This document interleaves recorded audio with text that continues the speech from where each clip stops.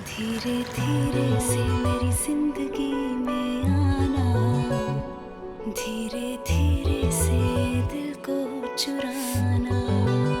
तुमसे प्यार हमें है कितना जाने जाना, तुमसे मिलकर तुमको है बताना।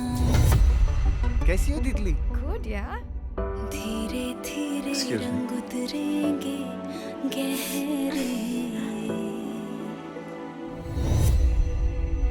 तेरे चेहरे तितली कल से रात 11 बजे स्टार प्लस और डिज्नी प्लस हॉटस्टार पर। ये रिश्ता क्या कहलाता है ओ। इस वक्त तुम्हें भी पता है कि तुम्हें रेस्ट करना चाहिए और कोई भी बात उससे ज्यादा जरूरी नहीं हो सकती है। ये है। फाइन, बोलो क्या बोलना है। सच पूरा। मैं आज अक्षरा से मिलने गया था। मैंने उससे कन्फेस किया कि मैं अब भी उसे प्यार करता हूं और उससे कहा कि लौट आओ मेरे पास वापस।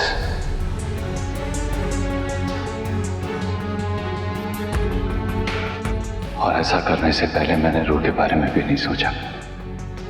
और फिर अक्षरा को मुझे रियलाइज करवाना पड़ा कि मैंने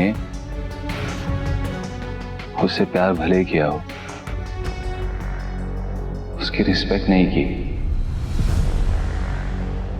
और ये भी कि आज भी मैं वही कर रहा हूं, उसके साथ, शर्मा जी के साथ, रू के साथ, तुम्हारे साथ, बड़े पापा, कायरव, सबके साथ। भूल से हुई गलती गलती होती है, लेकिन जानबूझ के की हुई गलती गुनाह। और मैं ऑलरेडी बहुत सारे लोगों का गुनहगार हूं। मुझे और गलतियां नहीं करनी। इससे पहले कि हमारा रिश्ता आगे बढ़े, सुन लो, अक्षरा को मैंने डिवोर्स दिया, उसे यहां से जाने के लिए कहा। वो चली गई, मैं कहीं नहीं जा पाया। मेरे लिए जैसे वक्त ही रुक गया था। फिर जब 6 साल बाद उसे यहां देखा तो जैसे अचानक दुनिया की सारी घड़ियां चालू हो गई मेरे लिए।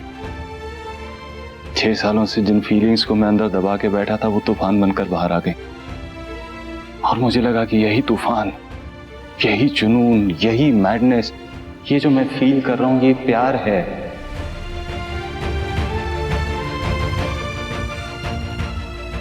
मैं गलत था। सबको लगा कि मेरे साथ गलत हुआ है, लेकिन सच ये है कि मैंने गलत किया है उसके साथ। जहां मैं होता है वहां हम नहीं, और जहां हम नहीं होता वहां प्यार नहीं होता। और हमारे रिश्ते में मैं ही था। मेरे हिसाब से चलो, मेरे हिसाब से ये करो, वो मत करो।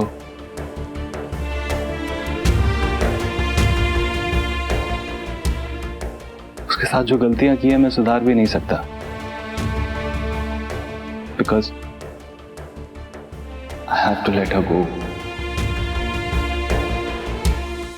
मेरा सच ये है कि मैं selfish, stupid, I am broken. इतना टूटा हुआ हूं कि कभी किसी और से टूट के प्यार नहीं कर पाऊंगा।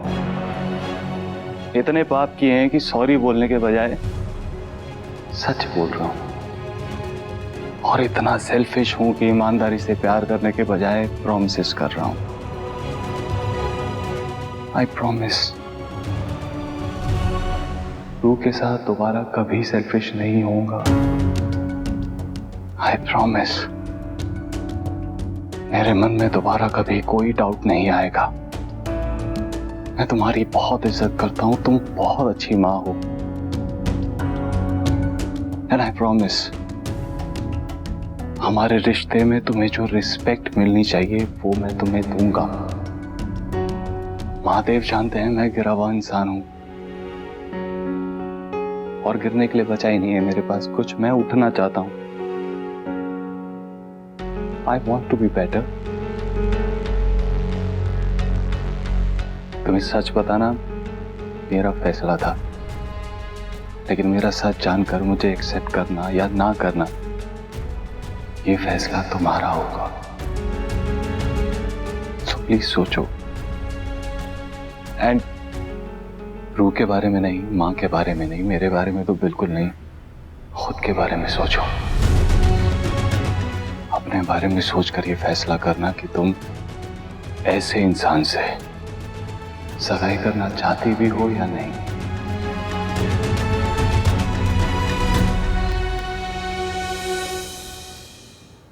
दीदी, मैं क्या कह रही थी, मुझे तो नहीं लगता कि आरू और अभिमन्यु की सगाई होने वाली है। नहीं, मेरा मतलब है वो एक्साइटमेंट नहीं दिखाई दे रही है ना। एक्साइटमेंट नहीं दिख रहा है तो तुम्हारी एक्साइटमेंट के लिए हम क्या कर सकते हैं सुरेखा, बोलो। अब एक्चुअली मेरे पास एक आइडिया है, मैं और मनीष जी सालसा करके दिखाए। सालसा तो सॉस होता है ना। नहीं सुरेखा, सालसा ये एक डांस फॉर्म है, यूएस में देखे, इतना भी नहीं पता तुम्हें? नहीं नहीं, वो क्या है दीदी, यूएस की लाइफ में बहुत बिजी होती है, पूरा दिन कहाँ निकल जाता है ना पता ही नहीं चलता, इसलिए। हाँ। माँ जी, आप क्या सोच रही है? बस अपनी तबीयत का ध्यान रखिएगा और देखना रूही आपको कितने अच्छे से डांस करवाएगी। हाँ माँ जी, आप भी एकदम मस्त डांस करना। अगर सगाई हुई तो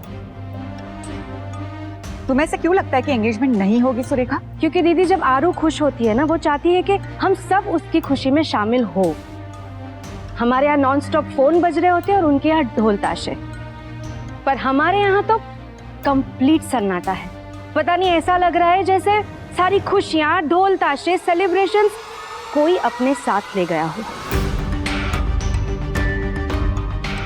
हम जानते हैं स्वर्णा कि कोई किसी की किस्मत अपने साथ नहीं ले जा सकता, लेकिन सुरेखा का इशारा भी समझ रहे हैं। क्या सचमुच अक्षु के आने से आरू की जिंदगी में उथल पुथल हो गए? माँ, आपको आदत हो गई है फजूल की बातें सोचने की और परेशान होने की। अगर कुछ हुआ होता तो आरू हमें बताती ना। अगर कुछ करना ही चाहती हैं तो प्रार्थना कीजिए, प्रार्थना कीजिए भगवान से कि आरोही और रूही के लिए अभिमन्यु सही साबित हो। ये रिश्ता क्या